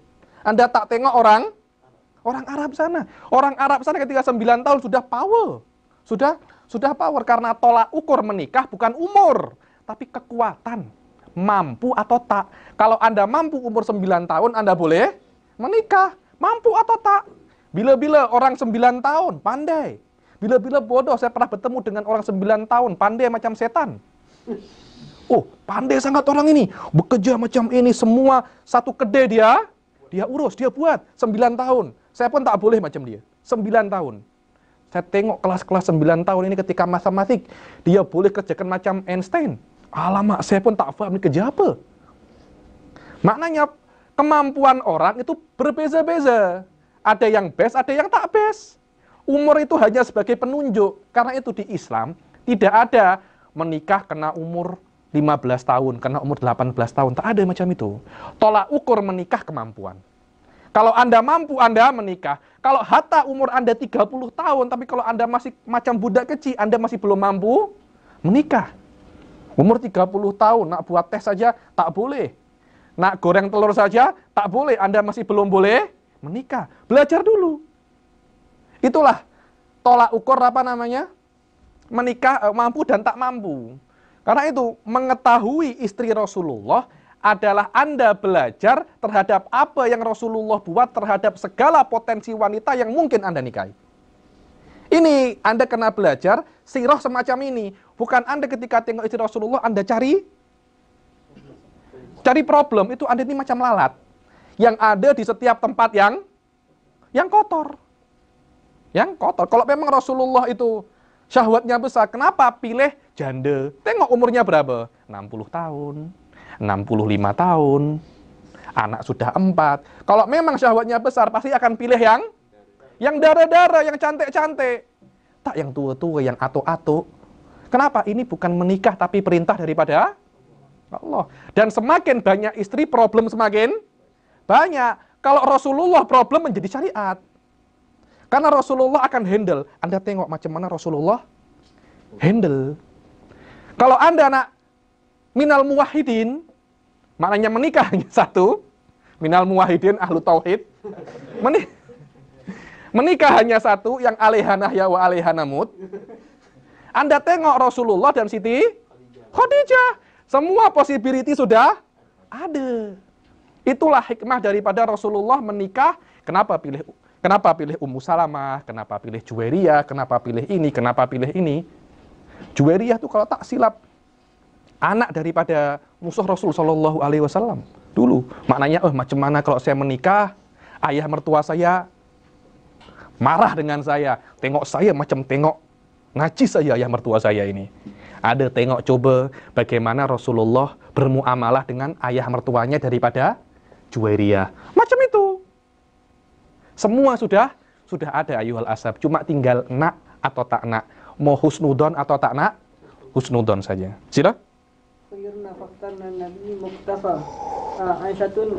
Nak menikah dengan anak dari muridnya. Ada. Hafsah adalah anak daripada Sayyidina Umar, muridnya Rasul Shallallahu Alaihi Wasallam. Nak menikah dengan siapa tuh namanya? Dengan saudara. Ada, tak silap Zainab itu masih anak buah Rasul Shallallahu Alaihi Wasallam, masih dia saudara. Walaupun jauh, semua sudah ada possibility-nya semua. Nak menikah dengan anak kawan dekatnya. Ada. Aisyah. Tinggal Anda pilih. Mana? Siapa ayah mertua saya, siapa ini. Tengok siapa yang paling dekat dengan rumah tangga Rasul Shallallahu Alaihi Wasallam, dengan Juwairiyah kah, dengan Fulanah kah, dengan Fulanah kah. Sila. Sofiyatun Maimunatun wa Ramlah. Dibandingkan Aisyatun wa Hafsatun wa Saudah. Kemudian Sofiyatun, Maimunatun wa Ramlah. Hindun wa Zainabun kadza Juwairiyah lil mu'minina ummahat mardiyah. Semua 9 ini adalah ummahatul mukminin. Makna ummahatul mukminin, setelah Rasul Shallallahu Alaihi Wasallam menikah, Anda tak boleh nikahi 9 orang ini. No. Mereka adalah macam mak Anda. Apakah Anda boleh menikahi mak Anda? Tak boleh. Macam itu Anda tidak boleh menikahi istri Rasul setelah Rasul Shallallahu Alaihi Wasallam wafat. Karena menikahi istri Rasul akan mengganggu hati Rasul Shallallahu Alaihi Wasallam, akan menyakiti hati Rasul karena cintanya masih ada dan tidak takyah untuk tidak boleh menyakiti hati Rasul Shallallahu Alaihi Wasallam. Berbeza dengan wanita-wanita yang sempat dicerai oleh Rasul Shallallahu Alaihi Wasallam, tak apa-apa. Wanita yang sempat dicerai oleh Rasul dan Rasulullah meninggal dalam keadaan wanita itu bukan istri Rasul, maka dia bukan dari ummahatil mukmin. Beberapa orang rumah tangganya Rasul bercerai. Anda, saya naudzubillah ya, ada perceraian di antara seseorang dan istrinya. Tengok bagaimana Rasulullah bercerai dengan istrinya. Bukan bercerai kemudian anak diambil, tak boleh tengok, maki-maki di itu, ketika ketemu di jalan. Kurang ajar Anda ya. Macam itu. Yang laki yang perempuan pun sama, sewa bomoh, sihir ini biar mati sudah. Nanti sewa asasin, letak bom. Janganlah, jangan macam itu. Kalau nak menikah yang baik, nak bercerai yang baik. Semua sudah ada tuntunannya dari Rasul Shallallahu Alaihi Wasallam. Ayo. Wa qabla hijratin Nabi Isra min Makkatin lailan liqudusin yudra. Wa Hamzatu ammuhu wa Abbasun kada sudah. Aminya Rasul Shallallahu Alaihi Wasallam, pakciknya Rasul. Am itu adalah saudara ayah, adik beradik daripada ayah, namanya am. Kalau adik beradik ibu namanya khol. Bukan khol, tapi khol panjang. Kalau khol itu cuka. Tapi kalau khol adalah adik beradik daripada ibu. Kalau adik beradik daripada ayah namanya am. Amnya Rasul Shallallahu Alaihi Wasallam adalah Hamzah dan Abbas. Ammahnya adalah siapa? Sofiyah. Sofiyah. Ayo.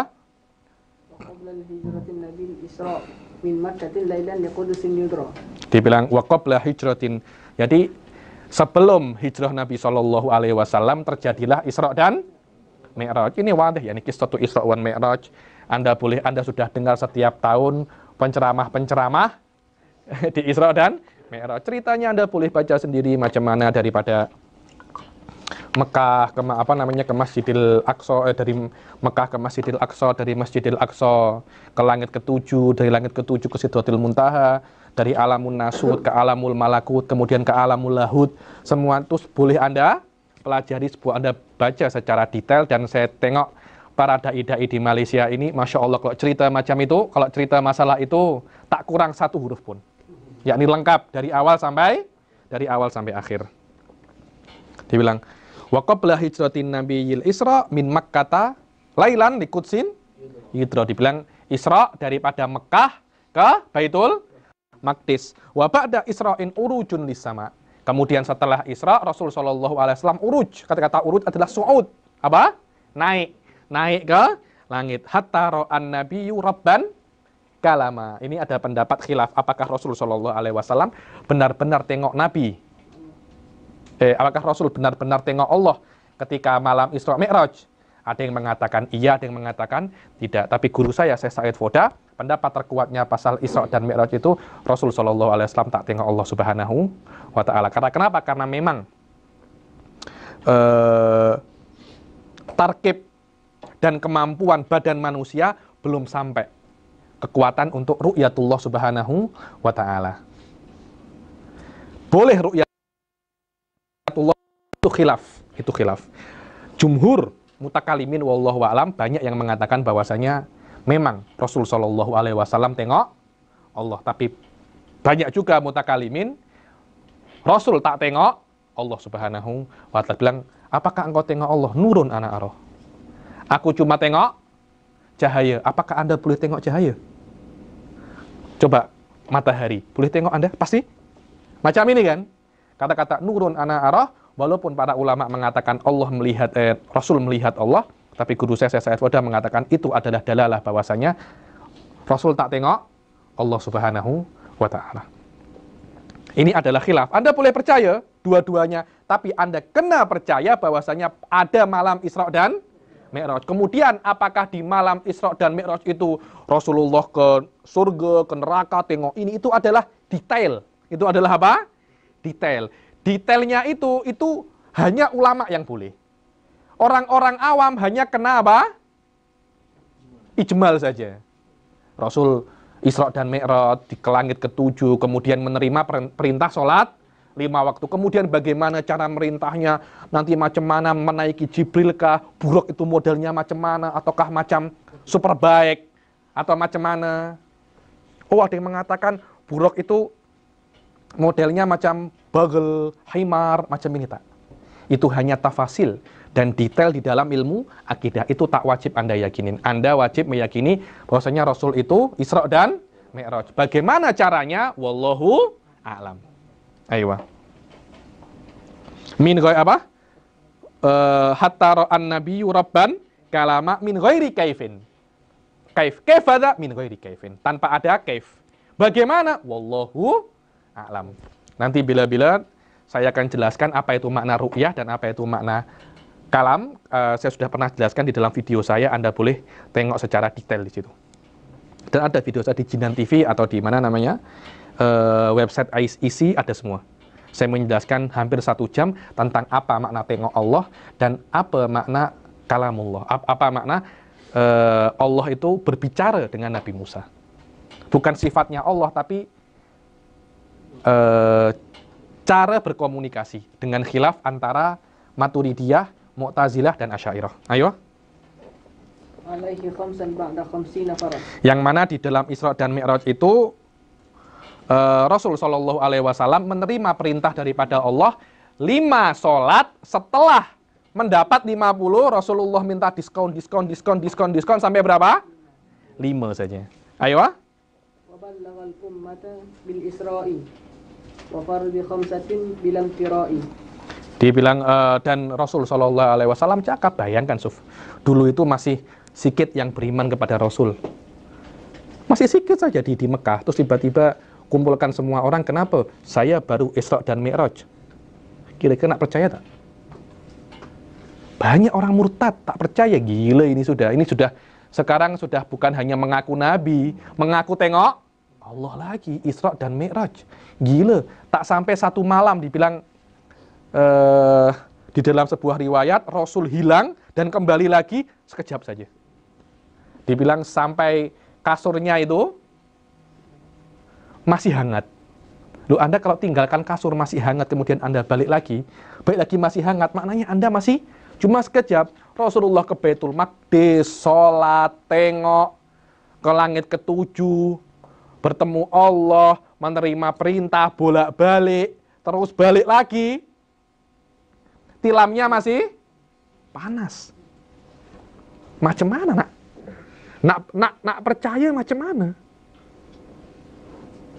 Tapi Allah tanya, Allah suruh sampaikan kepada umatmu bahwasanya engkau barusan berisra dan Mi'raj. Semua banyak yang mengingkari kecuali siapa? Sayyidina Abu Bakar As-Siddiq. Ayo.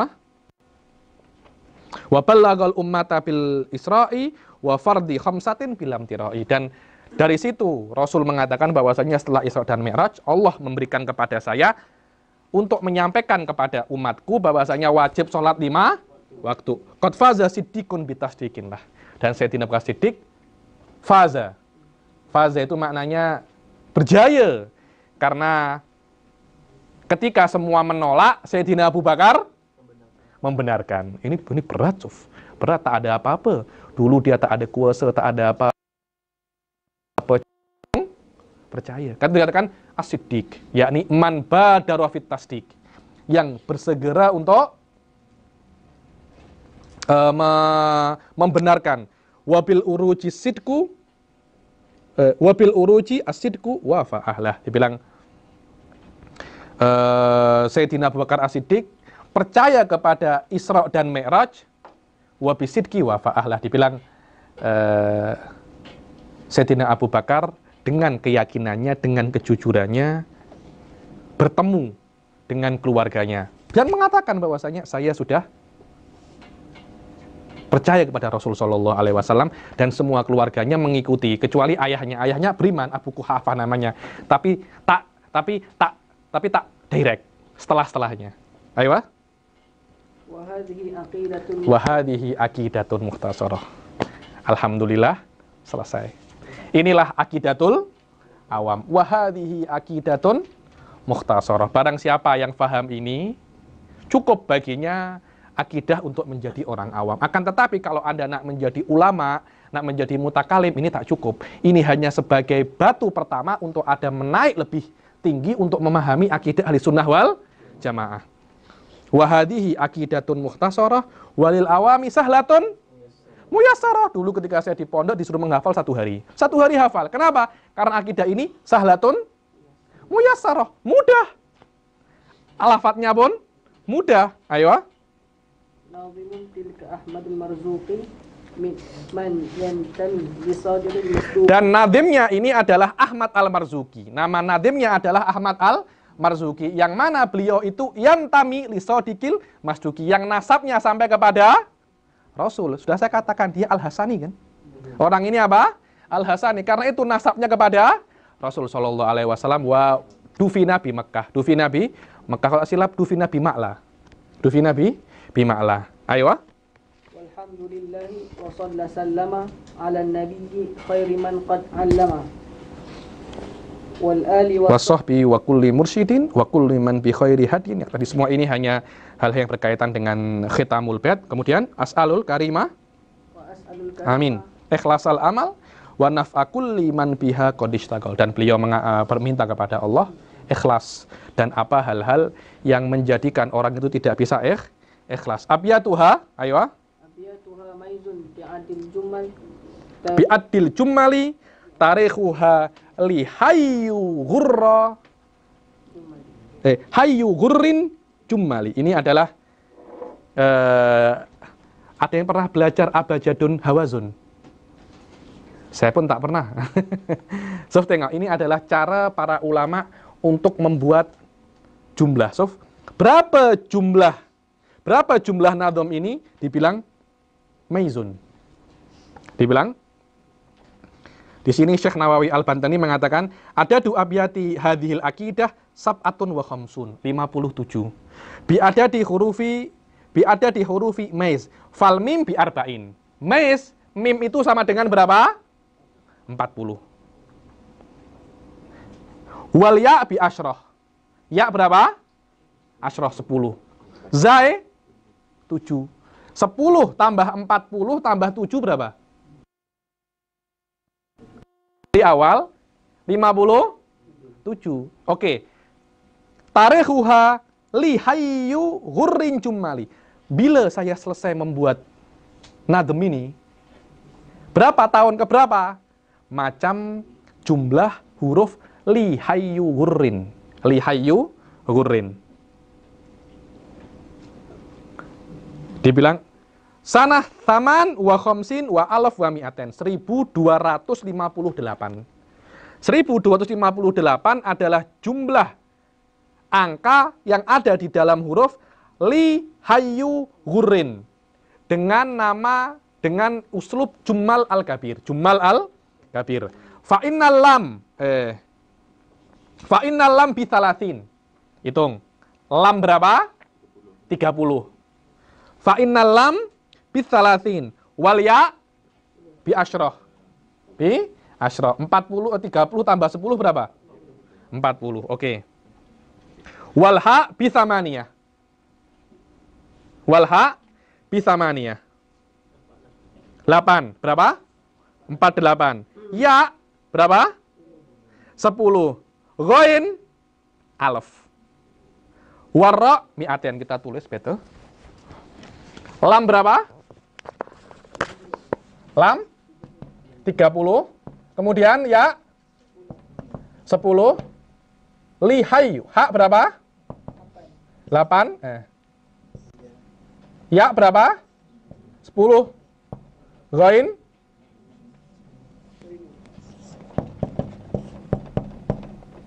ra 200. Berapa? 30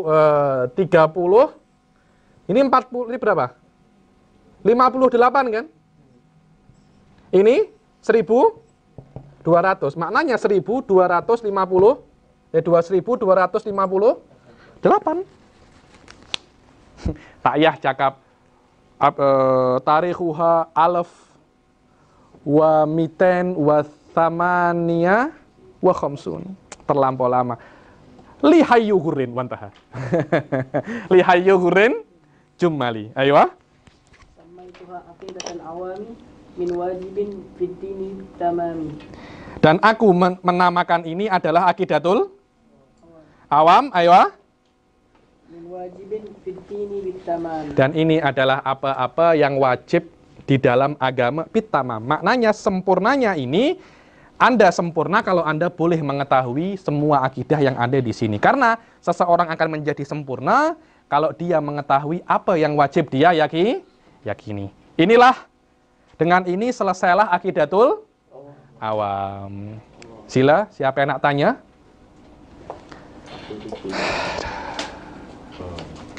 Saya pun juga penat. Sila.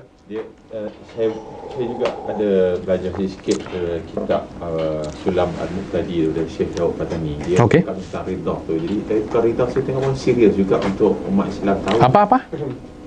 Tentang apa? Perkara yang boleh jatuh murtad. Mengalami perbuatan, perkataan sebagainya.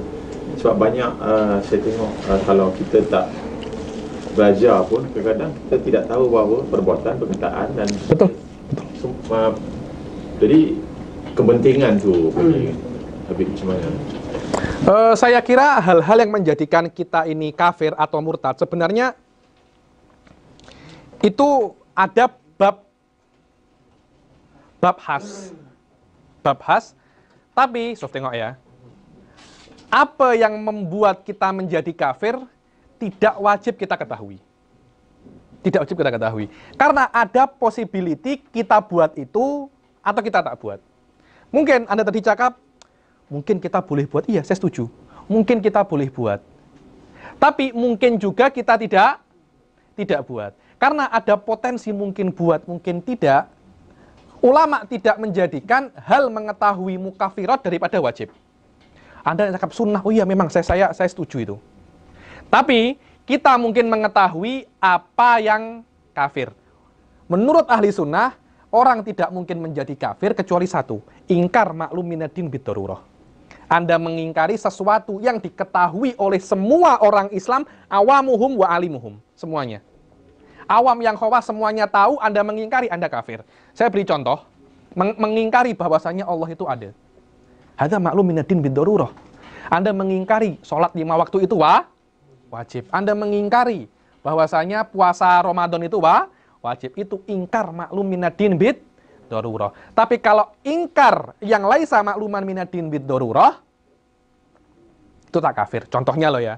Anda mengingkari seumpamanya, oh saya tak setuju adanya sama' dan basor. Tak apa-apa. Karena ada pendapat yang mengatakan itu khilaf. Tapi kalau Anda mengatakan bahwasanya Allah tak punya iradah, alamak. Minimal Anda mubtadi'. Minimal Anda mubtadi'. Di dalam akidah awam, mungkin kalau memang wajib mengetahui itu hanya satu kalimat yang Anda wajib ketahui di dalam hal-hal yang menyebabkan orang itu kafir, apa? Ingkar maklum minadin biddarurah. Orang yang mengingkari maklum minadin biddarurah itu kafir. Akan tetapi, ini penting. Ada lafaz, ada mengkafirkan orang. Saya beri contoh Tuan ya. Yang mengatakan sholat 5 waktu itu tak wajib, atau yang mengatakan makan babi itu halal, kafir. Karena haramnya makan babi, selama dia muslim loh ya. Orang yang bukan muslim pun tahu bahwasanya orang muslim tak makan babi. Kemudian saya tengok, na'udzubillah, Amin makan babi.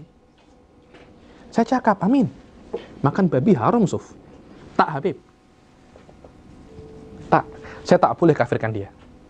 Saya tak boleh kafirkan dia. Mengkafirkan Amin adalah tugasnya mufti. Mufti dengan qadhi. Kenapa? Karena dia mungkin mempunyai alasan untuk tidak mengharamkan babi. Karena babi ini bukan haram mutlakon. Kalau orang-orang terpaksa makan, saya kalau tak makan babi, saya mati, Habib. Baru babi itu halal karena dalam keadaan darurat.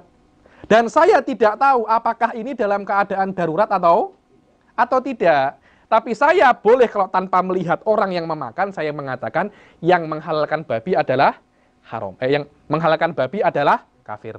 Kemudian mengaplikasi hukum ini ke orang lain, itu tugasnya mufti. Kalau Anda paham ini, Anda tidak offset.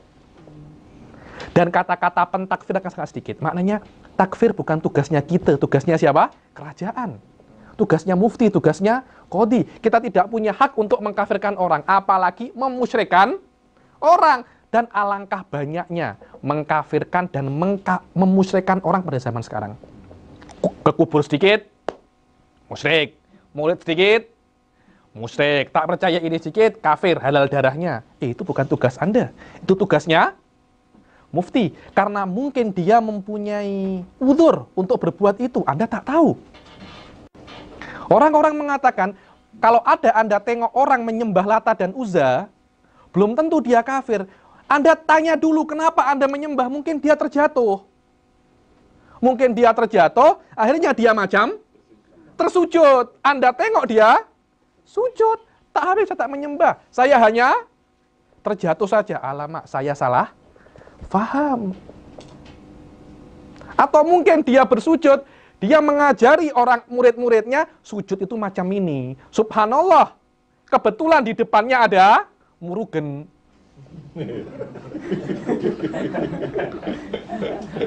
Di depannya ada murugen. Anda nak kafirkan dia? Tak. Karena dia tidak bermaksud menyembah murugan. Dia tak bermaksud menyembah berhala. Hanya ketika dia bersujud, kebetulan di depannya ada. Yang boleh tahu itu bukan Anda. Tapi kena ada siasat. Kena ada investigasi. Kena tanya dulu. Dan itu bukan tugasnya Anda, itu tugasnya. Karena itu Imam Ghazali dalam kitabnya Iqtisad fil I'tiqad mengatakan bahwasanya takfir hada min furu'iddin. Laisa min usuliddin. Karena kenapa? Yang bertugas itu bukan kita tapi siapa? Mufti. Karena kalau Anda mengatakan fulan kafir, efeknya banyak. Maknanya dia dan istrinya kena pisah, hartanya kena diambil. Karena itu urusannya siapa? Mufti, bukan urusannya kita. Nah, tanya lagi. Sila. Ada analisa tentang ranking Rasulullah Ustaz di kalangan pemimpin dunia. Memang itulah kita Rasulullah satu, tapi disambutkan dengan Contoh Hitler dan lain-lain. Ya macam mana Tuan? Mereka tak percaya dengan kenabian Rasulullah. Mereka tak percaya, mereka hanya tengok Rasulullah ini macam hero lah. Ya kalau tengok hero-nya Hitler dan hero-nya Rasulullah, mereka cakap hero-nya Rasulullah bisa merubah orang Arab macam itu. Jadi kita berada nomor satu. Jadi kita sebagai orang Islam tengok, memang betul nomor satu, tapi dia punya motif itu tak sama. Mereka silakan mereka nak cakap Rasulullah nomor satu, tapi bukan dari segi nubuahnya. Dan Anda kena paham macam ini Tuan. Ketika exam, nilai dari 100. Nomor 1 dapat 99.